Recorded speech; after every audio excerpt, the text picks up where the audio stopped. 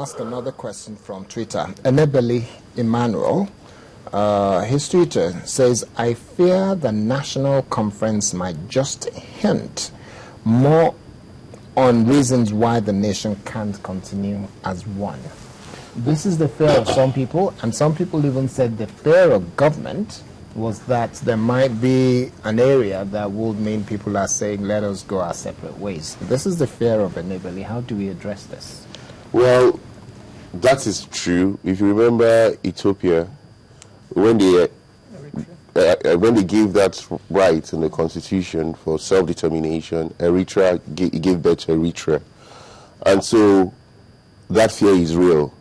But in all the constitutions we have had, even the one we said was done for the economic benefits for the British, the unity of the country was always an issue that was embedded in each of those constitutions. That the northern and the southern protectorates and the Lagos colony must always remain as one. And we have always said we must stay as one, because for those of us who were not born during the times of the Biafran War, but have read a lot of what happened during the Biafran crisis, it clearly tells you that we don't want a civil war again. And if you also look at Sudan, another African country where we have the southern Sudan today, it has not solved the problem in Sudan. The fact that you have southern Sudan as a country now and you have Sudan as a country. And so what we are saying is, when the dialogue, when the framework is done, there are definitely are people who will want to say, we want to go our separate ways. For example, when we talk of derivation, he said it was increased to 13%. We are not even interested in saying 50%. We want to control our resources and pay tax to the federal government, which is what was being done in the past. That's what we want from the Niger Delta. We will pay tax us, we'll control our resources. We don't have the multinationals dictating to us. Because they are exclusive legislative list, there are certain things that hinders us from carrying out certain objectives in our oil exploration. For example, then the North will say, "Oh, if you go with your oil, we can still survive." We heard Northern governors say that. Stop threatening us with the fact that you have your oil. And basically, we must be honest. If I tell you today to nominate somebody somewhere, it must be somebody from your state, and it might be somebody from your hometown. I've experienced it even in my commission. In the Sopadek, we are very selfish. We're selfish because we think of only the oil producing area. That is what we have been set up to. That's the goal we have to achieve. And I realize that with benefit of time, I find out that, look, each of us who come from each nation, each of the commissioners who come from each nation to represent their nation, whenever we are discussing, we are thinking of our people. It is just the absolute truth. If you tell me that we don't have that problem in terms of ethnicity, we are lying. Today you say minister is a minister, he's employing only his people. It is only natural.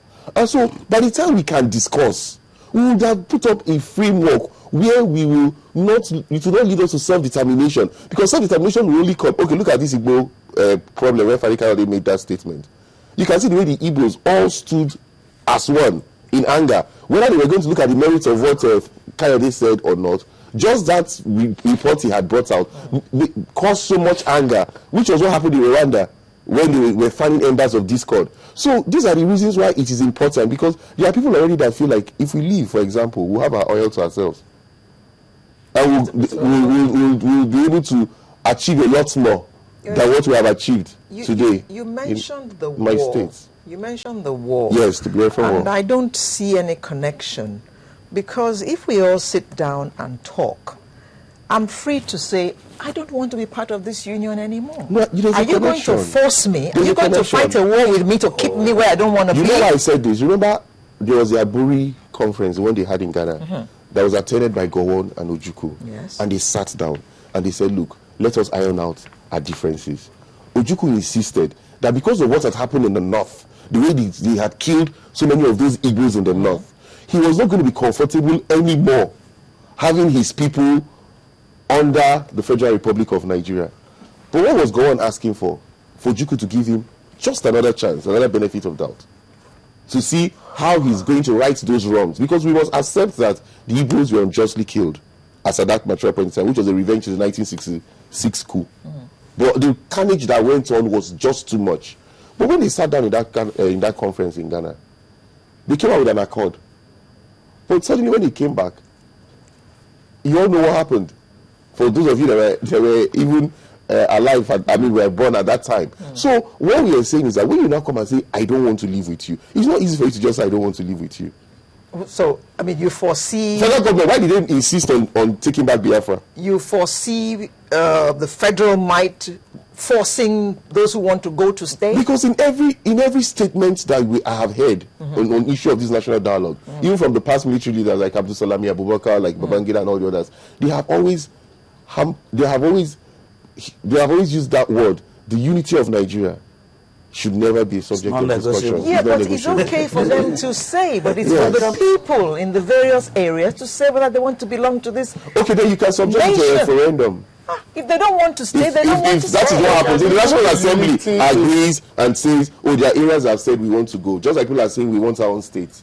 We don't want to be in this state anymore. We want a Nyoma state. We want other states created from. We want a 6th state for the Southeast because there's only 5 and they are disadvantaged. Actually, I see a lot of that coming to the fore. It's going to come. Yes. But you see, where we'll be able to reach a compromise is when, that is why the modalities of who would represent each ethnic nation, it's important in this conference. You see, they have a lot of work to do, the advisory committee, because if the modalities is wrong and you bring the wrong set of people who will not represent the interest of their nationalities properly, who have primordial ethnic, that is where you have a problem. There is no, there is no way you can get this thing right.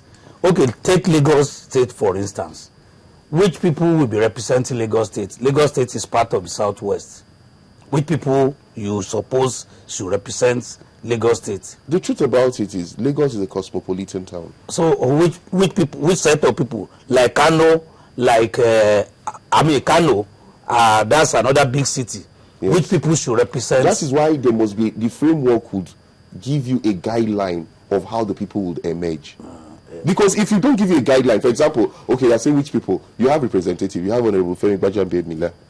Is he not representing an area? So, no. Is he not in the National Assembly? Now that is why they come back and say they should sit together and nominate somebody. Then in that case, you will say, oh, the person he will nominate will only protect the interest of what he will say. That is why this. So you see, there's no solution that there's no suggestion you bring that people will not criticize. But what we are trying to say is that let the advisory committee come up with a near almost impeccable formula that will give us people who will truly represent us in that national dialogue. Not like what Abacha did. Before the, a little after independence, when we have regional government. Yes. Wasn't Nigeria more peaceful, better organized than when we now have so many states? That was between 1960 many of which are not and what he has just said is that was between 1960 and 1963. Yeah. By the time we now had the 1963 constitution, remember we now abolished the regional governments. We now had a federal system of government. You see, where the problem comes from is that because we are not actually practicing true federalism. Our governors have complained about that. If we practice true federalism, we will not have this problem. This is the reason why the president has said, let me listen to these people. I don't have the power to unilaterally, like you rightly said, alter the constitution. This is what I met. These are the powers that have been given to my office. That's why they say Nigerian president is one of the most powerful presidents you can find in the world. Will I now say I will not exercise my powers? I'll be going against my oath of office. But let us talk. Let us know which areas. He might not be averse towards reducing those powers that we are talking of. Because those powers are what the states are complaining of that are making it impossible for them to express themselves. So let us give this dialogue a chance. I'm sure we'll come back to this studio someday after this dialogue. I will be able to say that, look, we have been able to fashion out a framework. We have been able to elect some people who can actually speak for their people and actually speak from objective perspectives, not from only one focused perspective. I want to be put on records that nothing positive will come out of this dialogue. No, so that you can quote me. I mean, let me read. I wrote a statement on 8th March 2005, and part of that statement in connection with what? In connection with Obasanjo's national confab, a journey without destination. A lot of elements, and we said that very significantly, the regime has not bothered to pass any law to govern the existence and activities of the so-called conference, as if to underline the fact that the whole confab show is no more than a distraction to keep potential opposition busy, while the ruling parties are busy plotting how to perpetuate themselves in power come 2007 and thereafter. Suffice to stress, this brutally means that whatever resolution passed by the confab may be totally ignored by the executive and legislature. Why are we indulging ourselves in this motion without movement? You believe that this set of elements are interested in Nigeria or moving it forward? They are busy cannibalizing Nigeria, how to divide its spoils of office,